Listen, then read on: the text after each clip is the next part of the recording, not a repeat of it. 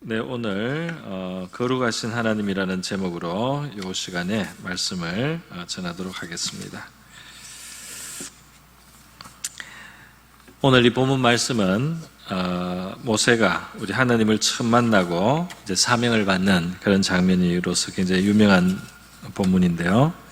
이제 이렇게 해서 모세는 하나님께 부름을 받고 이스라엘 백성들을 애굽에서 구출해내는 큰 사명을 이제 감당하게 됩니다. 근데 오늘 5절 마지막에 보신 그 9절처럼 하나님께서 모세에게 그 신을 벗으라 이렇게 말씀을 하십니다. 신을 벗으라 하는데 이제 그 이유는 너가 선 곳은 거룩한 땅이니 그렇게 말씀했어요. 그래서 하나님이 모세에게 거룩함에 대해서 이제 가르쳐 주시는 것을 시작하시는 겁니다. 그래서 이렇게 하나님을 만난 사람에게 하나님께서 이제 사명도 주시지만은 하나님의 거룩하심에 대한 인식을 갖도록 이제 그렇게 만들어 주시는 것을 볼 수 있습니다. 모세가 처음에 이 하나님과 만남이 이루어지는 계기는 사실 호기심이었습니다. 왜냐하면은 이제 뜰기나무에 불꽃이 피는 것을 하나님 보게 하셨어요. 그런데 이것이 이제 어쩌다가 불이 붙을 수는 있겠지만 꺼지지 않고 계속해서 뜰기나무의 불이 살아있고 뜰기나무도 그대로 있고 하는 보통 볼 수 없는 신기한 어떤 현상이었습니다. 그래서 모세가 그것을 큰 광경을 보리라 하고 이제 갔다가 바로 그곳에 계신 하나님과 만나게 되는 것입니다. 그러니까 하나님이 이렇게 모세의 호기심을 가지고 모세를 이제 이끄셨다고 하겠습니다. 그래서 모세에게 하나님이 이제 이름을 부르시고 모세가 이제 뭔가 초자연적인 그런 존재시다 하는 걸 알고 그 앞에 내가 여기 있나이다. 모세야 모세야 부르시니 그가 이르되 내가 여기 있나이다. 이렇게 됐는데요. 하나님께서 처음에 모세에게 바로 이제 지금 말씀하신 것이 이리로 가까이 하지 말라. 내가 선 곳은 거룩한 땅이니 내 발에서 신을 벗으라 그랬어요. 그래서 이 하나님이 모세에게 지금 하나님을 알기 시작하는 모세에게 거룩함에 대해서 말씀하시고 있다는 거예요. 거룩함 앞에서 그가 평소에는 신을 신고 다닐 수 있었던 곳인데 지금 신을 벗어야 된다. 그의 신을 벗어서 어떤 겸손한 모습으로 어떤 뭐라고 할까요? 종의 모습이라고 할까요? 또 어떤 존경과 순종의 표시로 그 앞에서 하나님 앞에서 자기가 아무것도 아닌 존재라는 것을 표현하는 이 신을 벗고 함부로 자기 신을 신고 다녀서는 안 되는 이제 그러한 하나님의 거룩함을 모세에게 하나님이 가르치고 있다 그렇게 말할 수 있겠습니다. 뭐 그 땅이 원래 그냥 정해놓고 거룩한 땅인 것은 아니겠죠. 그 땅은 평범한 호렙산의 어느 한 부분인데요. 그런데 이제 왜냐하면 하나님이 지금 이곳에 오셨기 때문에 하나님이 이곳에 지금 거룩하신 하나님이 이곳에 임재하셨기 때문에 이곳은 거룩한 곳이 되었어요. 그 앞에서 모세는 원래 자기 그냥 이 땅에서 살던 모습 그대로 설 수는 없단 말이죠.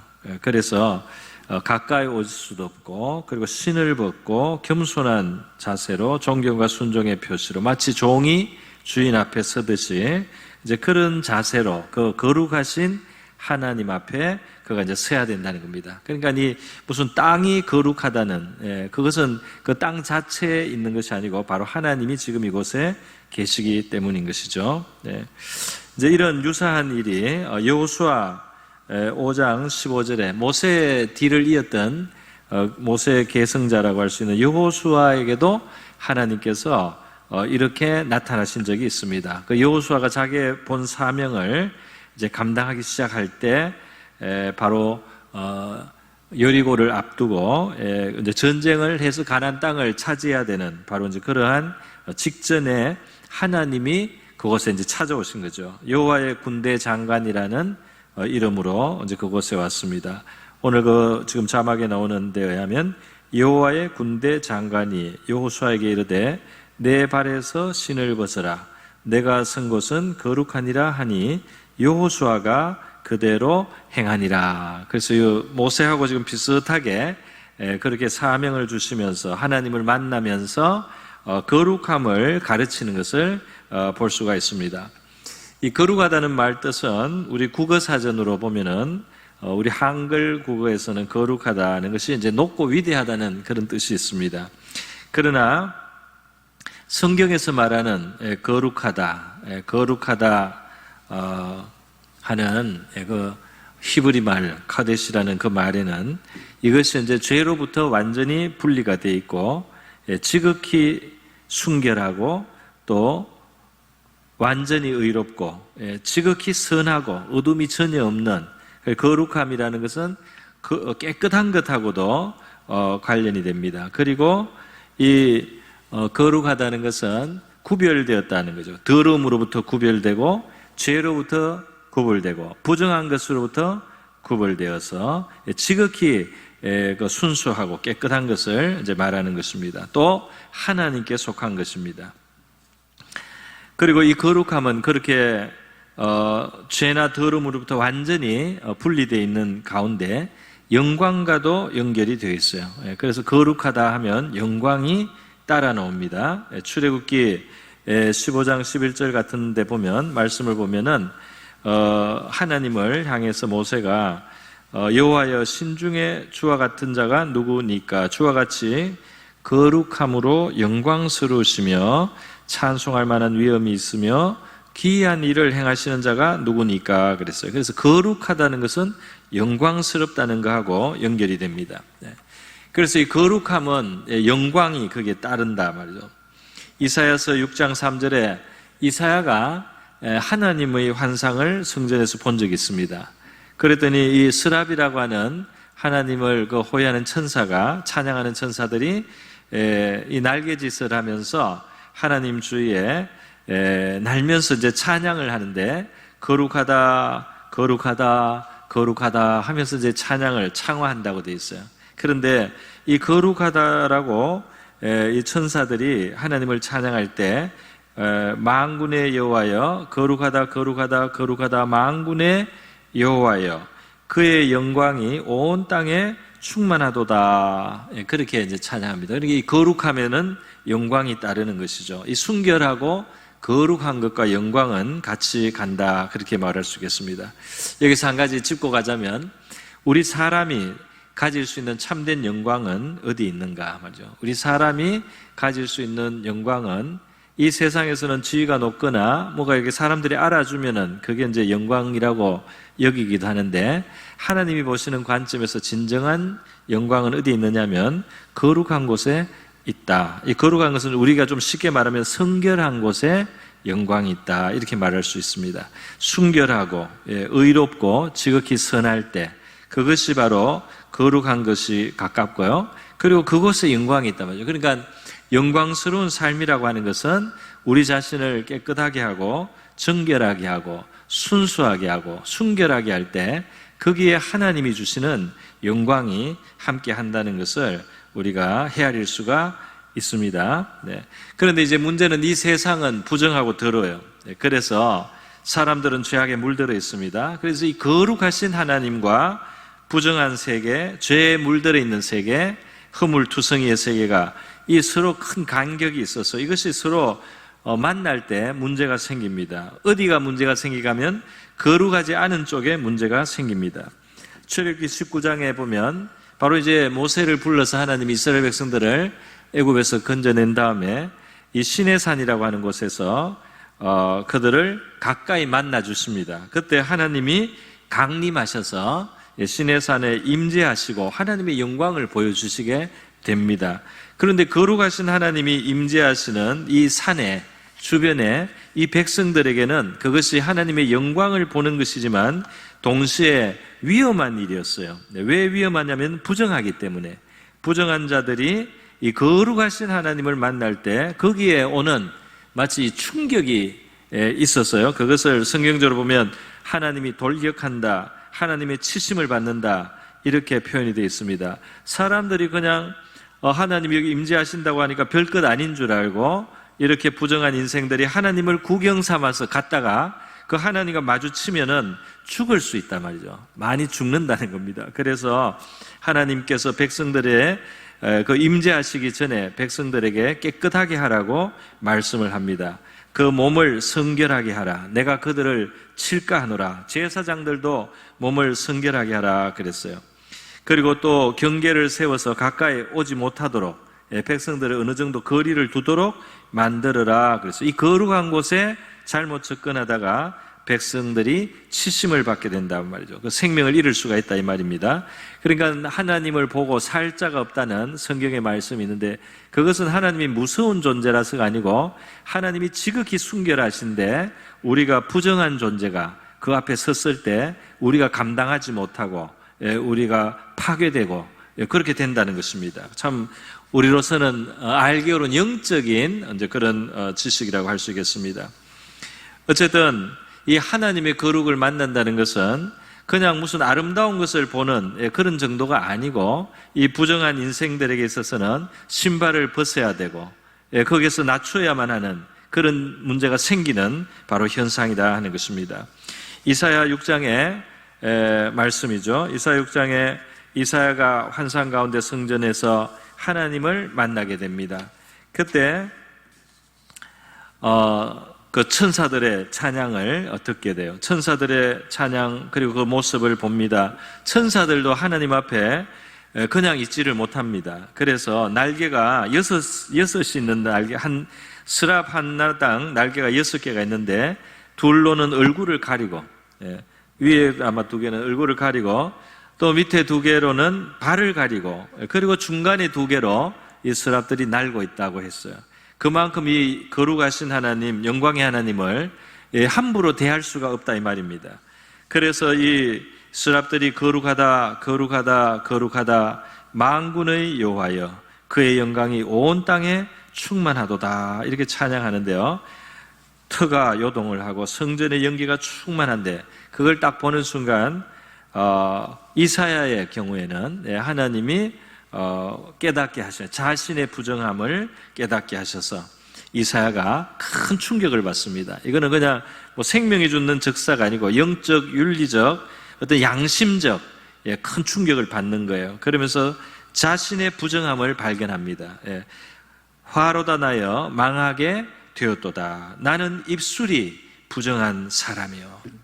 이사야는 사실 굉장히 점잖은 사람이고 아주 그 교양이 높은 사람이에요. 귀족입니다. 왕의 핏줄이 있습니다. 그렇기 때문에 이 사람이 무슨 험할 말을 그렇게 했을 리가 별로 없습니다. 그럼에도 불구하고 자기의 평소에 자기의 그 한 말 속에 깨끗이 않다는 것을 이사야는 깨닫고 있는 거예요.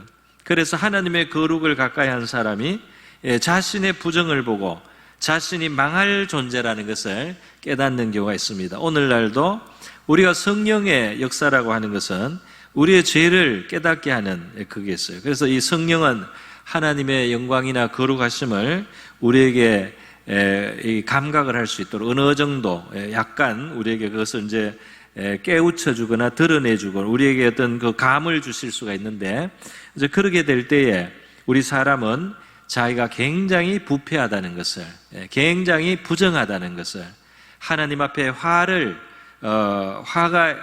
받는 것이 마땅한 그런 존재라는 것을 깨닫는 경우들이 많이 있습니다. 그리고 그 부정함을 벗고 싶은 그런 소원을 갖는 거죠.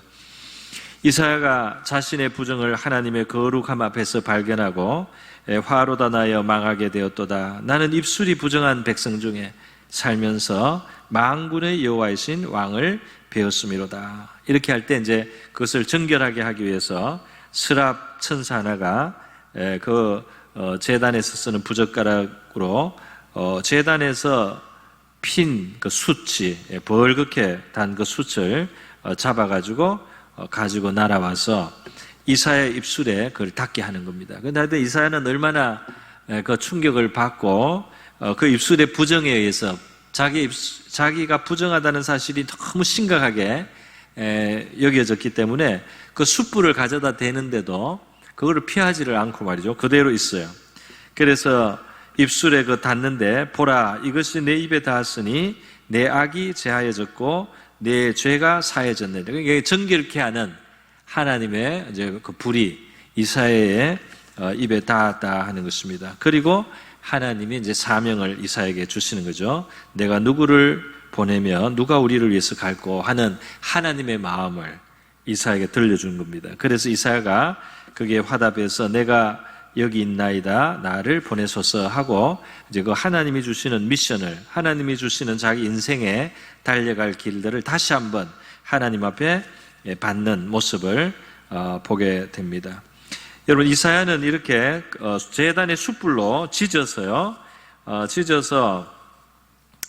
깨끗함을 이제 받지만은 우리는 어떻습니까? 우리는 다르죠. 우리는 하나님의 아들의 보혈이 우리를 이제 정결케 하는 것이죠. 하나님의 보혈을, 하나님의 아들의 보혈을 우리가 받아들이고 그것을 기꺼이 우리가 받아들이면서 하나님 앞에 정결함을 우리가 사모하고 구하게 된다 이 말입니다. 자, 그래서 거룩한 것을 경험한 이사야는 그렇게 하나님 앞에 반응을 했습니다.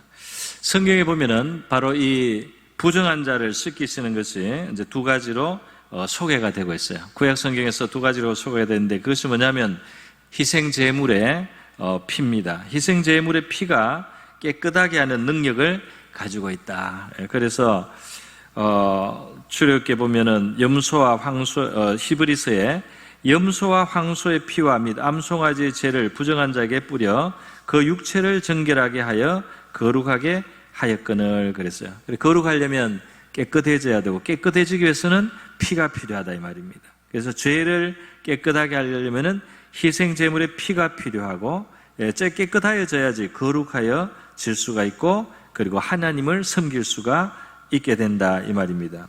출애굽기 30장 10절에도 이 속죄제의 피를 가지고 제단에 피를 발라요. 그렇게 해서 그 제단이 여호와 앞에 지극히 거룩하게 된다 그랬습니다. 그 신약시대 그대로 받아서 히브리서 13장 12절 같은 데 보면 예수께서 자기 피로서 백성을 거룩하게 하려고 우리를 죄를 씻고 깨끗하게 해야지 거룩하게 됩니다. 그래서 하나님하고 통할 수가 있고 하나님 앞에 나갈 수가 있게 되고 또 하나님을 위해서 구별된 존재가 될 수가 있는 거죠. 예수의 피를 우리의 마음에 받아들이고 예수님의 보혈을 우리가 소중하게 나를 위한 피로서 그렇게 인정하고 마음에 모셔드린 그의 죽음이 나를 위한 죽음이라는 것을 우리가 진지하게 고백할 때 이 피가 우리의 영혼의 효력을 나타내게 된다는 것입니다.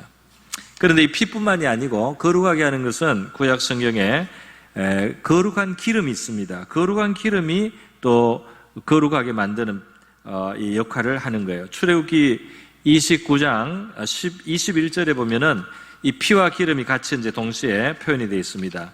제단 위의 피와 관유를, 이 관유는 거룩한 기름을 하나님이 지정한 방법대로 이제 제조해서 거룩한 기름으로 삼는 거예요. 피와 관유를 가져다가 아론과 그의 옷과 그의 아들들과 그의 아들들의 옷에 뿌리라 그랬어요. 그러니까 피를 뿌리고 기름을 뿌린다 이 말입니다. 그와 그의 옷과 그의 아들들과 그의 아들들의 옷이 바로 이 피로 인해서 그리고 기름으로 인해서 거룩해지리라. 구약 성경에 있었던 수많은 희생 제물의 그 피는 예수님의 보혈, 그것을 미리 예고한 것입니다. 그리고 구약 성경에 나오는 거룩한 관유는 무엇을 예고한 것일까요? 그것은 바로 거룩한 기름으로 상징되는 하나님의 영, 성령을 기름으로 표현을 한 것이에요. 그러니까 오늘 우리에게 있어서 이 구약시대의 피와 관유로, 피와 기름으로 거룩하게 한다는 것은 하나님이 그 아들의 보혈을 이 땅에 뿌리시고 그것을 받고 믿는 자, 그리고 그들에게 성령을 보내주셔서, 그리고 거룩한 기름인 성령을 보내주셔서 그 피를 믿는 자, 그 성령을 받은 자, 그 성령을 모신 자들이 거룩하게 될 것이라는 것을 예고하신 것이다 이 말입니다. 그래서 출애굽기 30장 30절에 보면 너는 아론과 그 아들들에게 기름을 발라. 그들은 이제 제사장인데요. 거룩한 제사장, 하나님을 섬기는 자들입니다. 아론과 그의 아들들에게 기름을 발라 그들을 거룩하게 하고 그들이 내게 제사장 직분을 행하게 하라. 그렇게 말씀했습니다. 이것이 이제 신약 시대로 오면 로마서 15장 16절에 성령 안에서 거룩하게 되어, 저 뒤 셋째 줄에 넣어죠. 성령 안에서 거룩하게 되어, 성령이 우리를 거룩하게 한다는 것을 말씀하고 있습니다. 또 고린도전서 6장 11절에 너희 중에 이 같은 자들이 있더니, 이거는 이제 이 세상에 방탕한 사람들 말합니다. 있더니 주 예수 그리스도의 이름과 우리 하나님의 성령 안에서 씻음과 거룩함과 의롭다 하심을 받았느니라 그랬죠. 그래서 이게 예수님의 이름, 그 속에는 예수님의 보혈의 능력도 포함되겠죠. 예수님의 이름, 예수님의 보혈과 하나님의 성령으로 씻어지고 거룩하게 되고 또 의롭게 된다, 이렇게 표현이 나오고 있습니다. 데살로니가후서 2장 13절에도 처음부터 하나님께서 너희를 택하셔서 성령의 거룩하게 하심과 진리를 믿음으로 구원받게 하셨다. 그 성령의 거룩하게 하는 역사를 이렇게 설명을 하는 것입니다. 또 베드로전서 1장 2절에도 성령이 거룩하게 하심으로 이렇게 표현이 되어 있어요. 그래서 우리가 예수님을 믿었으면 성령의 감화를 받아서, 예수님의 피를 믿고 성령의 감화를 받는 사람이 되어서 우리가 거룩한 존재로 그렇게 살아가게 된다는 것입니다. 자, 그러면 오늘 구체적인 것으로 이제 조금 말씀을 드리겠습니다. 구체적으로 큰 원리를 말씀드렸어요. 그러면 하나님 앞에 우리가 거룩한 삶, 혹은 그 거룩이라는 것은 순결, 성결하고도 관계가 되는데요. 제가 분야를 몇 가지만 찾아서 설명을 드리겠습니다. 먼저는 데살로니가 4장인데 이렇게 말씀하고 있습니다. 하나님의 뜻은 이것이니 너희의 거룩함이라. 곧 음란을 버리고 각각 거룩함과 존귀함으로 자기 안에 대할 줄을 알고 하나님을 모르는 이방인과 같이 세욕을 따르지 말라, 이런 말씀이 있어요. 그러니까 여기에 이제 거룩함이란, 우리가 예수님의 피와 성령으로 거룩해지지만은 또 그 자리에 왔지만은 우리가 우리 편에서 이 거룩한 삶을 살고 유지하기 위해서 필요한 것은 음란을 버려야 된다. 그러니까 음란과 거룩함이 같이 갈 수가 없다 하는 것입니다. 그래서 이 정상적인 결혼 생활, 정상적인 관계 속에서 살고 이 음란한 행동, 이방인들이 세욕을 쫓는 그런 행동, 그것을 버려라, 이렇게 말씀을 하고 있습니다. 이것이 거룩한 삶에 있어서 하나의 중요한 포인트가 되겠습니다. 두 번째로 또 성경에 거룩함과 관련된 내용이 있어요. 그것을 구체적으로 보여주는 것이 민수기 20장에 있습니다. 민수기 20장에 보면 바로 이 머리바 그 물의 사건인데요. 무슨 뜻이냐면은 백성들이 물이 없어서 하나님 앞에 이제 원망을 하고 이제 불평을 하는 거예요. 그래서 우리 이렇게 여기서 죽이려고 하나님 끌어냈느냐, 불평이 아주 대단합니다. 그럴 때 모세와 아론이 하나님 앞에 엎드렸을 때 하나님의 말씀이 그들에게 이제 주어지는 것이죠. 뭐라고 하냐면은 그들 앞에서 너희는 반석을 명하여 물을 내라 그랬어요. 지팡이를 가지고 와서 반석을 명하여 물을 내라. 내가 그 반석이 물을 내게 하여 회중과 그들의 짐승에 마시게 할지니라 그랬어요. 그래서 모세가 그 명령대로 여호와 앞에서 지팡이를 잡고 이제 아론과 함께 회중을 반석 앞에 모았습니다. 그리고 모세가 그들에게 이르되 반역한 너희여 들으라. 우리가 너희를 위하여 이 반석에서 물을 내랴 하고 모세가 그의 손을 들어 그의 지팡이로 반석을 2번 쳤다 그랬어요. 그러니까 이 사람들을 반역한 자들이 하고 이제 쳤습니다. 물론 이들이 반역한 것도 맞아요. 그러나 이제 모세가 이 감정이 많이 들어간 것 같습니다. 그래서 반석을 명하라 이렇게 하는 말씀했는데 지팡이를 가지고 명하라, 지팡이로 가르치는 그런 뜻인 것 같습니다. 그런데 모세가 반역한 너희여, 내가 물을 내랴 하고는 지팡이로 이제 쳤다 말이죠. 그랬더니 물이 많이 솟아나왔다. 그렇게 되어 있습니다. 물이 나오긴 나왔습니다.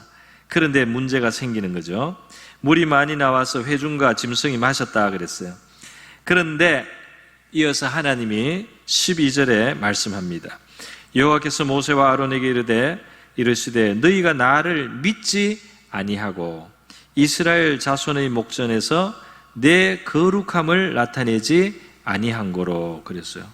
그래서 이게 상당히 우리에게 고민을 주는 말씀이 있는 것입니다. 뭡니까? 이 모세의 행동 속에는 하나님에 대한 참된 믿음의 결여가 있다. 그리고 백성들 앞에 거룩함을 나타내지 않은 잘못이 있다고 하나님이 보시는 겁니다. 그래서 백성들이 좀 이 모세의 마음을 성가시게 하고 마음을 괴롭게 하고 고통스럽게 한 거 아니겠어요? 그죠? 그럼에도 불구하고 그가 육신적인 혈기가 나와서요. 그 반석을 두드리면서 또 반역했다고 욕을 하면서 이렇게 말할 때 하나님의 거룩하심을 나타내지 아니하였다. 하나님의 거룩함을 나타내지 아니하였다. 하물며 우리가 다른 사람을 욕하는 것은 어떻겠습니까? 미친 사람, 바보, 라가, 멍청이 이렇게 욕을 했을 때 하나님께서 그 지옥불에 갈 죄라고 말씀하잖아요. 그런데 여기서 지금 반역한 너희하고 그 혈기를 냈을 때 하나님의 거룩함을 나타내지 않았단 말이에요. 그래서 우리가 하나님 앞에 이 쓰임을 받고 이렇게 살아갈 때 우리의 이 모습이 하나님의 그 영광과 거룩함을 반영하지 못할 때 큰 죄가 됩니다. 큰 죄가 돼요. 모세같이 이렇게 중요한 일을 할수록 더 큰 죄가 돼요. 선생이 된 자는 더 하나님 앞에 많이 책임을 지고 혼이 날 수가 있습니다. 거룩함을 나타내지 않았기 때문에 그 다음에 굉장히 큰 결과가 옵니다. 너희는 이 회중을 내가 그들에게 준 땅으로 인도하여 드리지 못하리라. 무슨 말입니까? 가나안 땅에 못 들어간다 이 말입니다. 모세와 아론이 그렇게 수고를 하고 애를 많이 썼는데 그들이 하나님의 거룩함을 나타내지 않고 인간적인 모습으로 그렇게 육신적으로밖에 행동을 못했단 말이에요. 그래서 하나님이 물을 주기는 줬지만은 그 모세와 아론이 결격이 생겨서 약속의 땅에 들어가지 못하는 심각한 결과를 초래했다 이 말입니다. 그러니까 여러분, 우리 사람들 말미암아서 우리가 영어로 annoying 한다는 말이에요. annoy 됐다. 사람이 짜증나게 했다 말이죠. 다른 사람이 나를 짜증나게 했다. 그때 조심해야 되는 겁니다. 그럴 때 잘못해서 우리가 육신과 혈기로 내면 하나님의 거룩함을 가린 행동이에요. 그것이 하나님의 약속의 땅에 들어가는 것을 잃게 할 수도 있어요. 그 정도로 심각하다 이 말입니다. 그러니까 13절에 이스라엘 자손이 여호와와 다투었으므로 이를 머리바 무리라 하니라. 여호와께서 그들 중에서 그 거룩함을 나타내셨다. 하나님은 거룩함을 나타내셨는데 모세와 아론은, 그러니까 하나님은 이 백성이 불평함에도 불구하고 물을 주셨어요. 모세와 아론이 하나님의 거룩함을 온전히 나타내지 못했지만은 그들이 지팡이로 두드렸던 가르쳤던 그들에게 백성들에게 필요한 물을 주셔서 하나님의 인도와 자비와 공급의 하나님으로서의 그 하실 일을 다 하시는 겁니다. 그런데 백성도 잘못했고 모세도 잘못한 거예요. 그래서 그들에게 주어질 그 약속의 땅에 들어가는데 문제가 생겨버렸다 말입니다. 하나님은 거룩하세요. 하나님은 거룩하셔서 우리 인간처럼 이렇게 파닥파닥 이렇게 하지 않습니다. 굉장히 오래 참으십니다. 굉장히 온유하십니다. 그리고 또 때가 됐을 때 충분한 그 이유가 있을 때 징계도 하시고 심판도 하시는 거예요. 이것이 하나님의 거룩함이에요. 오래 참으시고 계속 용납도 하시고 은혜를 모르는 자에게도 자비를 베풀어 주시지만은 그러나 심판도 하십니다. 그 하나님의 거룩한 모습이 그래요. 그런데 지금 이 모세도 백성들도 다 부족한 모습을 보였단 말이죠. 그러니까 우리가 우리의 일상의 삶 속에 우리 성도들이 예수 믿고도 안 변하는 그런 잘못된 모습들이 좀 있잖아요. 그죠? 그리고 혈기 다 내고 막말 막 하고 그 예수를 믿는데도 막말을 막 해요. 그러니까 이것이 얼마나 하나님 앞에 악한 일인지를 잘 몰라요. 그것이 얼마나 큰 축복을 잃는지 그걸 잘 모른다 이 말입니다. 화가 날 때는 자기가 옳은 것 같지만은 하나님 앞에 할 말과 안 할 말이 있어요. 그리고 지금 여기서 하나님의 역사가 일어나는 곳에서 이렇게 혈기를 섞었다는 거 말이죠. 예. 그래서 이 하나님의 집에서 함부로 말하는 거 여러분 조심해야 됩니다. 아무리 마음에 안 드는 사람이 있어도 여러분이 함부로 말하면 하나님 앞에 큰 죄가 됩니다. 예. 그런 것을 조심해야 된다 말이죠. 그래서 이 교회에서 다투고 잘 될 수가 없어요. 예. 교회에서 혈기를 내고 잘 될 수가 없단 말이에요. 예. 그것을 조심해야 할 줄 압니다. 여러분 이렇게 지금 거룩함에 그 상치되는 것들을 제가 두 가지 정도 말씀드렸습니다. 하나는 음란의 문제, 또 하나는 이 혈기의 문제, 이런 것들이 있다는 것입니다. 그런데 사실 이 거룩한 삶이라고 하는 것은 우리의 삶 전체가 하나님 앞에 거룩한 삶을 살기를 하나님이 원하시고 있습니다. 사실 우리 삶 전체가 거룩해야 된다. 거룩한 자리로 하나님 우리를 불러주셨다.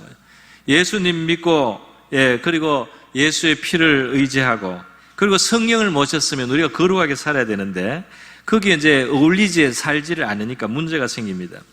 히브리서 3장 1절에 보면은 함께 하늘의 부르심을 받은 뭐라고 했습니까? 거룩한 형제들아. 하나님이 불렀을 때 하나님이 하늘로부터 부르고 장차 하늘로 데려가려고 부르고 하나님 부를 때 벌써 우리의 그 자리는 거룩한 자리예요. 그래서 우리는 여전히 부족함이 있지만 벌써 불리기를 거룩한 형제들아 이렇게 부른다는 것입니다. 우리가 믿는 도리의 사도시며 대제사장이신 예수를 우리를 거룩하게 하시기 위해서 그 피를 흘리신 예수를 우리가 깊이 생각해야 됩니다. 베드로전서 2장 5절에도 너희도 산돌같이 신령한 집으로 세워지고 예수 그리스도로 말미암아 하나님이 기쁘게 받으실 신령한 제사를 드릴 거룩한 제사장이 될지니라 그랬어요. 그러니까 이 구약시대에 아론과 그 아들들 그 복장까지 거룩하게 하기 위해서 피를 뿌리고 말이죠. 그리고 관유를 또 뿌리고 이렇게 하면서 거룩하게 만든 제사장, 거기에 우리가 해당된다 이 말입니다. 예수 믿는 우리가 신령한 제사를 드릴 영적인 거룩한 제사장이다 말이죠. 이미 이렇게 불러주셨다는 겁니다. 베드로전서 2장 9절에 계속해서 말씀하죠. 너희는 택하신 족속이요 왕같은 제사장들이요 거룩한 나라요. 그래서 거룩한 게 다 나왔어요. 제사장도 거룩하죠. 거룩한 나라라고 하니까 또 거룩합니다. 하나님의 소유, 거룩한 하나님의 소유니까 거룩한 겁니다. 그래서 이렇게 거룩한 모습으로 우리는 이 어두운 세계 가운데 빛으로 인도하신 하나님의 덕을 선포할 수가 있게 된다 이 말입니다. 우리가 거룩하게 살려면 이 세상과 구분이 있어야 됩니다. 차이가 있어야 된다 이 말이죠. 로마서 12장 1절 2절 말씀이죠. 그러므로 형제들아 내가 하나님의 모든 자비하심으로 너희를 권하노니 너희 몸을 하나님이 기뻐하시는 거룩한 산 제사로 드리라. 이는 너희 드릴 영적 예배니라. 그런 말씀이에요. 그래서 이게 우리의 삶을 하나님이 기뻐하시는 제물처럼 그렇게 드려야 되는구나. 우리 자신 전체가 하나님께 거룩한 산 제물이 돼야 되겠구나. 여기 보니까 산 제물로 드려라 이러니까 우리에게 너무 많은 희생을 요구하시는 게 아닌가 이렇게 생각할지 모르겠습니다. 그런데 이것은 이제 영적인 의미가 그렇고 사실 우리가 하나님과 바른 관계, 하나님이 기뻐하시는 관계 속에서 우리가 누리는 것은 큰 희락과 큰 평강과 큰 기쁨과 또 하나님의 능력인 것이에요. 할렐루야. 그런데 그 과정에서 우리 자신을 포기하거나 우리 자신을 내려놓고 신발을 벗고 우리가 그분 앞에 겸손하여져서 그분의 뜻을 존중하면서 살아가야 되는 것입니다. 로마서 12장 2절에 너희는 이 세대를 본받지 말라는 말이 이어서 나오고 있습니다. 그러니까 왜냐하면 이 세상의 길에는 하나님 앞에 거룩하게 사는 삶하고 너무 차이가 나는 그런 이 세상의 풍습들이 있고 잘못된 가치관들이 있기 때문이죠. 잘못된 가치관들이 있어요. 그래서 우리는 하나님 앞에 드린 삶을 살아야 되고 우리의 마음은 새로워져야 되고 변화를 받아야 되고 하나님의 보시기에 선하고 기뻐하시고 온전하신 뜻을 구별할 줄 아는 그런 백성이 되어야 된다 이렇게 말씀하고 있습니다.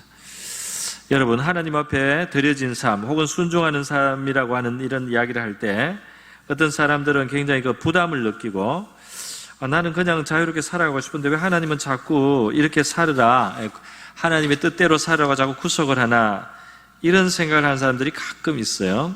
그런데 여러분, 하나님은 얼마나 좋으신 분인지를 우리가 생각을 해야 돼요.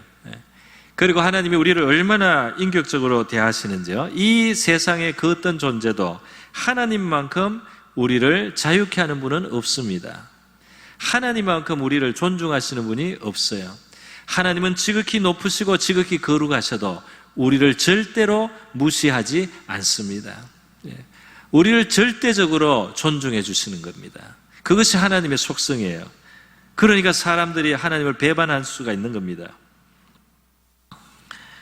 하나님의 사랑을 생각하면은요, 지금 우리 하나님 앞에 우리 몸을 하나님이 기뻐하시는 거룩한 산 제사로 드리라 이렇게 말을 할 때 그 앞에 붙는 표현이 있어요. 로마서 12장에 뭐라고 하냐면 내가 하나님의 모든 자비하심으로 너희를 권한다 그랬어요. 그러니까 이것이 하나님이 너희를 너무 자비롭게 여기시고 너무 사랑하시고 너무 인애하게 대하시는 바로 그것을 기초로 해서 내가 그 하나님께 너희를 드리고 그 하나님을 따르고자 해라 말이죠. 그 하나님께 순종하고자 하라 그런 말씀입니다. 우리 인간에게는 하나님과 이 삐뚤어진 마음이 있습니다. 이 죄인의 마음인데요, 성경적인 표현으로 하면 원수된 마음이라고 표현이 되어 있어요. 우리가 타락한 이후에 인간은 하나님 앞에 삐뚤어져 있습니다, 마음이. 그래서 이 하나님한테 이 삐딱한 마음을 가지고 있어요. 이스라엘 백성들이 광야를 가다가 조금만 문제가 생기면 하나님이 나쁜 의도로 우리를 괴롭힌다. 이렇게 하나님의 좋은 어떤 자비하심과 하나님의 어떤 세심하시게 인도하시는 모든 좋은 것들이 있고 어려움은 잠깐 있지만 또 그걸 다 해결해 주시는 하나님임에도 불구하고 조금씩 문제가 생길 때마다 자꾸 하나님을 나쁘게 해석을 합니다. 이게 우리 마음이 삐뚤어져서 그래요. 우리가 어떤 사람을 나쁜 사람으로 딱 찍어서 저 사람이 내 물건을 훔쳐간 것 같다. 그리고 이제 이렇게 보면은 이웃집 사람, 우리 집에 뭐가 없어졌는데 저 이웃집 사람이 가져간 거 아닌가. 그 이후로 그 사람을 볼 때마다 다 그 사람이 수상하게 보인단 말이죠. 그 사람이 인사하는 것도 수상하고 저렇게 저쪽으로 괜히 가는 것도 이상하고 이쪽으로 오는 것도 이상하고 요런 말을 하는 것도 이상하고 다 저 사람이 도둑놈으로 보인다면, 근데 자기 집에서 이제 나와서 물건이 아는 척한 건데, 이제 그렇듯이 삐뚤어지면 모든 게 이제 삐뚤어지게 보입니다. 인간의 영혼 속에 이미 하나님을 향해서 죄인이 됐을 때 우리가 정말 죄인 된 증거가 그렇게 나타난다 이 말이에요. 하나님께 대한 뿌리 깊은 반항심, 뿌리 깊은 하나님에 대한 저항의식, 하나님이 없다고 하는 것이 속이 시원한, 저는 어떤 강의에서 하나님에 대해서 비방하고 또 하나님에 대해서 어떤 그런 무시하는 그런 이론을 할 때 사람들이 박수 치는 걸 본 적이 있습니다. 많이 배운 학생들이 말이죠. 그게 속이 시원한가 봐요. 그런데 여러분, 그것은 우리의 문제입니다. 우리가 부패하고 타락해서 그래요. 하나님은 절대로 인생을 향해서 가혹한 분이 아니에요. 그런데도 우리는 하나님께 순종하는 삶, 이런 이야기를 하면 하나님이 나한테 어려운 걸 시키면 어떻게 하나? 하나님이 너무 나한테 많은 걸 요구하면 어떻게 하나? 하나님이 나를 괴롭게 하지 않을까? 하나님이 너무 무리한 거를 나한테, 이런 식으로 하나님께 대해서 굉장히 부담스러워하는 마음이 있단 말이죠. 가장 우리를 사랑하는 부모님 또는 어떤 지혜로운 스승, 그런 사람들 우리에게 제일 좋은 것을 위해서, 그리고 가장 지혜로운 판단에 의해서 우리에게 이렇게 하는 것이 좋다, 저렇게 하는 것이 좋다 할 때 그것이 우리에게 정말 복이 되는 길인데요. 그래서 그걸 기쁘게도 할 수 있는 건데 하나님은 그 이상이다 이 말입니다. 절대로 하나님은 가혹한 분으로서 우리에게 어떤 희생, 우리가 하나님 위해서 손해보고 우리가 하나님 때문에 우리가 망가지는 그러한 제사를 드리는 게 절대로 아니에요. 하나님 앞에 드려지는 구별된 삶, 순종하는 삶은 우리의 영혼을 최고로 복되게 하는 삶인 줄 믿습니다. 그런 게 아니면 하나님은 우리에게 명령하지도 않습니다. 하나님의 요구는 우리의 최선이요, 우리의 최고 행복이요, 너희의 행복을 위하여 명하는 것이 아니냐. 때로 그것이 좀 어렵게 보일 수도 있고 그것이 때로 거부하게 보일 수 있지만 그거를 넘어설 때 우리에게 최고가 오기 때문에 하나님이 그 넘어서라고 우리에게 명령하실 수 있습니다. 너무너무 선의가 충만한 하나님의 모든 말씀입니다. 하나님의 우리를 향하신 말씀 한마디 한마디, 우리에게 그것이 아들을 바쳐라, 이삭을 바쳐라, 너무 가혹한 거 아닙니까? 아니, 그것을 자손 만대를 축복하기 위한 하나님의 과정에서 부르신 거예요. 우리는 우리를 사랑하시는 아버지가 우리를 존중하시면서 자신의 사업체에서, 자신의 포도밭에서 아버지와 함께 일하고, 아버지와 의논하면서 일하고, 또 아버지의 뜻을 따르면서 나도 자발적으로 애쓰고 하면서 즐겁게 아버지를 섬기는 그 아들을 기뻐하는 아버지 같은 하나님을 생각해야 됩니다. 우리를 기뻐하고 우리를 존중해주고, 그리고 최고의 지혜를 주시지만 우리의 의사도 존중해 주시는 그런 하나님께서 하나님과 함께하는 삶을 살자고 하신다, 이 말입니다. 우리의 하나님 앞에 거룩하신 하나님이 우리를 부르신 거룩한 제사의 삶은 거북한 삶이 아니고 우리에게 가장 큰 평안과 가장 큰 기쁨과 가장 큰 만족을 주시는 삶으로의 초대인 줄로 믿습니다. 우리가 그렇게 알고 거룩하신 하나님 부름에 맞게 우리 거룩한 삶을 살게 하시고 거룩한 제사의 삶을 살 수 있도록 인도하시고 도와주시옵소서. 예수님의 보혈로 성령의 기름 부음으로 우리를 충만케 하여 주시옵소서. 오늘 그렇게 한번 하나님 앞에 거룩한 삶을 구하는 기도를 같이 한번 하겠습니다.